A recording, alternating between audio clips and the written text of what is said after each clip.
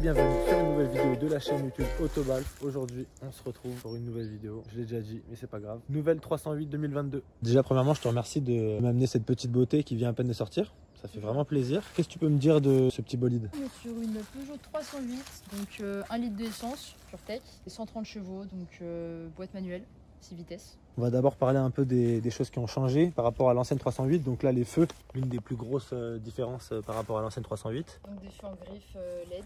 Ils sont transparents maintenant. Tout à fait. On s'excuse, la voiture est un peu sale, hein. Voilà, on est désolé d'avance, on s'excuse. Diffuseur noir qui fait la petite diff, le nouveau logo aussi. Ça c'est la première voiture qui a introduit le nouveau logo, c'est ça? La première Peugeot qui a introduit le nouveau logo, tout à fait. Il y a des rappels à l'arrière, à l'avant, sur le volant, sur les jantes. Donc les jantes c'est du 17, c'est ça?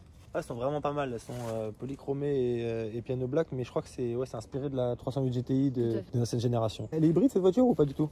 Elle existe en hybride. D'accord. 180 chevaux et 225. Ok. Hybride rechargeable. 225 chevaux, ok. Ouais, en hybride rechargeable. Si je me trompe pas, ils n'ont pas prévu de version GTI là-dessus. Non. Ok. Au plus grand désespoir de nous tous. D'ici, on dirait vraiment les anciennes 308, hein, le volume global, la taille. Je crois que les proportions n'ont pas changé énormément. Pas significativement, non. Petit rétro noir. C'est une option ça ou c'est d'origine directement rétro noir? C'est d'origine. Ok, avec la petite vitre teintée. Parce que c'est une finition allure. Ouais, finition allure. À l'avant, on peut retrouver à peu près les mêmes feux qu'on a sur le 208 dernière génération. La petite calandre avec les touches de chrome sur du plastique noir, ou je sais pas ce que c'est, ouais, c'est du plastique. Avec l'énorme logo proéminent. Donc il y a des capteurs derrière, il me semble. Pour tout ce qui est radar de recul, on peut les voir ici. Ouais. Ici et également à l'arrière parce qu'elle est dotée de la caméra de recul. Il y a des capteurs aussi qui participent à l'assistant line aussi à l'intérieur. Tout à fait, ouais. Okay. Il y a pour l'active safety brake, pour un peu tout ça. Ouais. Sinon l'emplacement de la plaque, j'aime beaucoup en vrai. Ça fait vachement sportif, plus la plaque est basse. Ouais, c'est ça. Plus bas, d'ailleurs. Le pare-choc avant en soi est assez agressif. Hein. De toute façon, c'est la lignée de Peugeot actuellement. Franchement, c'est respecté. Quand les feux sont allumés de nuit qu'elle est derrière, tu la reconnais direct. Petite antenne noire. Un petit spoiler assez discret mais quand même vachement long. Avec les petites dents ici. Un coffre extrêmement respectable. Pour le segment très respectable, avec la trappe à ski. On peut mettre une roue de secours, mais évidemment avec les nouvelles normes, elles ne sont plus vendues avec les roues de secours, mais avec un kit anti-crevaison. Ça c'est uniquement en après-vente où tu peux commander la roue de secours après. On n'a pas les données en litres exactement, mais je vous le mettrai sur l'écran. On voit les feux qui dépassent un peu d'ici. Le petit badge 308 et puis le petit moteur. On va pas y passer des années. Hein. La batterie elle fait la moitié de la taille du moteur. On s'est pas étalé sur la couleur de la voiture, mais elle est quand même magnifique. Hein. Ouais, alors je crois que c'est la couleur vert olivine. Clairement, c'est une très jolie couleur. Elle n'était pas encore faite sur Peugeot, donc là elle est sortie uniquement sur les 308. C'est la couleur qui est inclue dans le prix.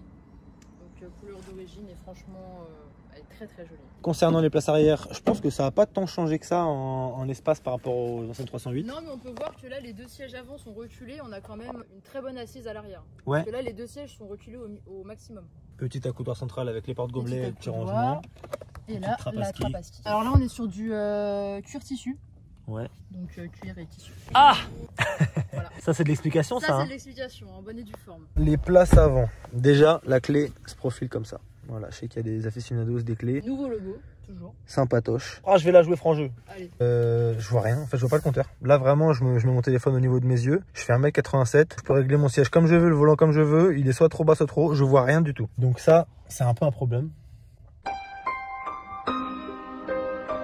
C'est un problème qui n'engage que moi, il n'y a pas de souci là-dessus. C'est une boîte mécanique du coup. Boîte manuelle 6 vitesses, le start and stop. Ici on a un rangement ici parce qu'il faut savoir que sur l'ancienne 308, le gros problème majeur qui est ressorti, c'est le manque de rangement. Tous les utilisateurs ont dit ça manque de rangement, faites quelque chose. Là ils l'ont fait. Donc sur une boîte manuelle, il faut savoir qu'on n'a qu'un seul porte-gobelet à l'avant. Sur la boîte automatique, vu que ça prend moins de place au niveau du poste de conduite, on a plus d'espace de rangement. Ok.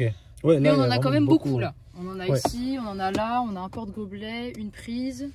Encore un rangement ici, une prise 12 volts et un très beau rangement ici réfrigéré, très profond. Et puis dans les portières aussi, il y a pas mal de rangements, une grosse bouteille d'eau plus ce qu'on veut. Alors on avait parlé de ça tout à l'heure. Ça, tu me disais, il y a des gens qui aiment pas trop. Alors moi au début je l'ai vu en expo, donc je l'ai pas vu de mes propres yeux, mais c'est vrai que quand je l'ai vu en photo, je me suis dit aïe. Je trouve que ça fait vide, ça prend de la place un peu pour rien, ça aurait pu être plus travaillé. Je me suis fait la réflexion aussi, je me suis dit mais c'est quoi cet espace vide immense qui vient vers toi quoi en plus, ça prend de la place en plus tu vois. Ta place. Il y a une petite LED qui fait tout le tour, donc je crois qu'il passe aussi en dessous, qu'on retrouve là, qui repasse ici. Je sais pas si on peut changer les couleurs mais... Bah écoute, là éclairage intérieur, donc tu peux augmenter la luminosité. Par contre j'ai pas l'impression que tu puisses changer la couleur. Non peut-être pas, peut-être que quand tu te mets en mode éco. Pas non pas du tout. Ah si monsieur, si monsieur. Et... c'est passé en orange. Concernant le tableau de bord, enfin l'écran, on a l'accueil ici, on a les médias ici avec tout ce qui est musique, etc. Climatisation, ça me pose un peu problème d'avoir toute la climatisation qui est tactile. Le côté navigation, tout est super fluide en tout cas. Ça on peut par contre l'écran est très fluide. Il faut savoir aussi que tout est personnalisable. Ça veut dire que là on peut mettre nos radios préférées, on peut mettre tout ça, tu peux choisir de mettre là. Déjà là j'ai remplacé le raccourci. Téléphone par aide. L'écran il doit faire de mémoire 9 pouces. Des lumières assez classiques. Et les compteurs, donc c'est les mêmes que sur la 508 PSE, sur la 208. Alors oui et non, parce que quelque chose qui m'a intrigué aussi quand je l'ai prise, c'est qu'au niveau du contour. D'accord, ok. Donc ton contour en fait il est en digital. On n'a pas parlé, mais je tiens à préciser que ce sont des nouveaux sièges Peugeot. Parce que j'avais jamais vu moi cet arrondi là. Ouais. Et j'ai l'impression qu'ils sont un peu plus baqués au niveau des épaules et à ce niveau là. Et en cuir ils ressortent encore mieux. Vraiment la finition cuir complète avec un bleu un peu Mistral vert d'eau. Magnifique. J'essaierai de mettre des photos alors à côté. Bah je crois qu'on peut partir pour un petit essai de ce petit bolide, non? C'est parti. Ok, pas de Parce qu'en vrai les gens ils veulent pas voir la gueule des youtubeurs, tu vois, ils ont envie de voir la route. C'est compréhensible. De voir ma sale gueule tout le long de la vidéo, je pense pas que c'est pour ça qu'ils ont cliqué, tu vois. On admire la magnifique caméra de recul, vraiment, elle est incroyable. Bon là, comme vous aurez pu le constater, on n'est pas sur un essai perf, hein. Savoir ce qu'elle donne dans un usage quotidien. Parce que la 308 c'est quand même un futur best-seller, quoi qu'il arrive, on sait que ça va être vendu à des dizaines voire centaines de milliers d'exemplaires. Surtout que là j'ai la chance de faire ça un peu entre guillemets en exclusivité, quoi, parce que c'est pas encore distribué, il y a beaucoup de délais sur ces voitures là. Pas de stock, tu m'expliquais aussi. Tout à fait, ouais. Donc c'est quand même une chance et un plaisir de faire cette vidéo aujourd'hui avec toi. Les suspensions sont incroyablement souples, c'est pas au détriment du comportement de la voiture, parce qu'en vrai elle réagit vachement bien, elle est incisive sur la direction et en même temps les suspensions sont vachement souples, ça fait pas bateau non plus. Ouais, ça marche parfaitement bien pour mon usage quotidien, tu vois, mettre un point à l'écran. On va faire le petit demi-tour, avec le plaisir. Je fais une VMAX ou pas? Allez. Si en vrai ça va, elle marche assez bien quand même. Je suis mauvaise langue. C'est parce que c'est tellement c'est lissé, tu vois. Ouais, tu te rends pas compte en fait. T'as l'impression qu'elle est un peu bridée en fait, non? C'est ça.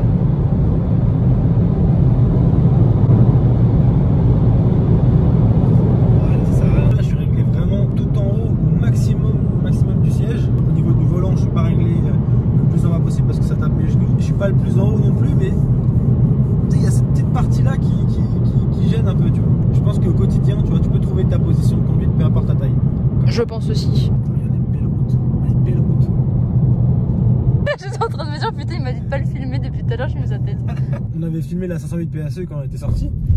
D'ailleurs, je te remercie, je vous mets la vidéo en fiche, en suggestion juste là, ici. C'est la première fois que je fais ça. La 508 PSE, c'était déjà une petite exclusivité quand même, tu vois. C'était déjà un peu stylé, un peu nouveau au moment où on l'a filmé. Mais là, la 308, c'est encore un step au-dessus, hein. C'est-à-dire qu'elle vient à peine de sortir. On est début février, là. Je l'ai pas vu en fait dehors. Et d'ailleurs, au niveau de la fabrication, pourquoi nous on l'a reçu aussi tard, c'est-à-dire aujourd'hui, c'est parce qu'en fait, ils privilégient les commandes de particuliers. Sauf que du coup, nous on est professionnels, on n'était pas prioritaire. Là, attention, si tu mets pas le clignotant, il va y avoir l'aide au maintien. Je vais essayer de sortir un peu de la voie et voir comment le volant réagit.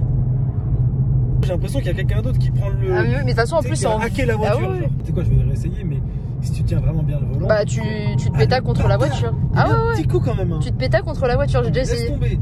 En plus ça te remet un truc, genre rester bien dans la voie parce qu'il sent que tu forces. Tu te pétas même pas vraiment parce que c'est lui qui gagne au début, puis toi tu le corriges en fait. Exactement. La Maserati c'est vraiment beaucoup de montage pour un flop international comme le RAV4 d'ailleurs. Écoutez, on arrive sur une fin de vidéo. Merci à tous de l'avoir regardé, merci à toi de m'avoir ramené cette petite voiture. Merci, ça fait grave plaisir. J'espère que la vidéo vous aura vraiment plu. Si c'est le cas, n'hésitez pas à vous abonner ou à liker. Passez une bonne journée, une bonne soirée. Bye.